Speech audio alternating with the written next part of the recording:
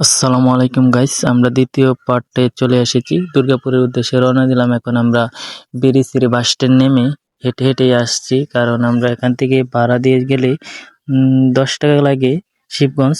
এখন আমরা এখান থেকে হেঁটে হেঁটে যাচ্ছি। এই যে দেখেন সুরেশ্বরী নদীর কাছে আছে, আমরা দুই বন্ধু মিলে আস্তে আস্তে হেঁটে যাচ্ছি, কারণ আমাদেরকে এখানে একজন রিসিভ করবে, আমাদের ভাগ্নে সৌরভ মামা আমাদেরকে রিসিভ করবে এখানে।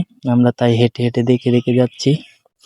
অনেক অন্যরকম একটা ফিল আসছে, যেখানে এখান থেকে পাহাড়টাকে উপভোগ করা যাচ্ছে। আর দেখেন উত্তপ্ত বালু, লাল বালু, সেটা দিয়ে উপর দিয়ে এই নদীর উপরে, সুরেশ্বরী নদীর উপরে দুইটা খাট বা বাঁশ দিয়ে দুইটা ব্রিজ বানানো হয়েছে পর্যটক এবং গাড়িদের যাতায়াতের জন্য। অনেক সুন্দর এই ভিউটা, অসাধারণ লাগছে আমার কাছে। বাতাসটাও অন্যরকম, মনটা ছুঁয়ে গেছে। ঠান্ডা মনোরম পরিবেশ, দেখেন কি সুন্দর।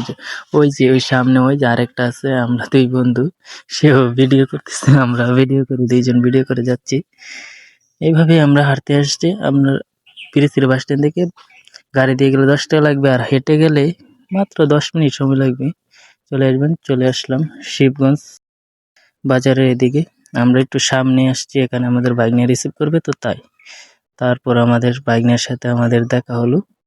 দেখা করে আমরা শিবগঞ্জ থেকে বিজয়পুরের গাড়িতে রওনা হলাম।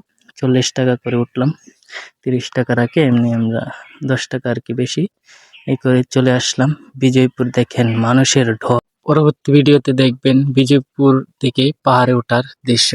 সবাই তৃতীয় পার্টের জন্য অপেক্ষা করুন।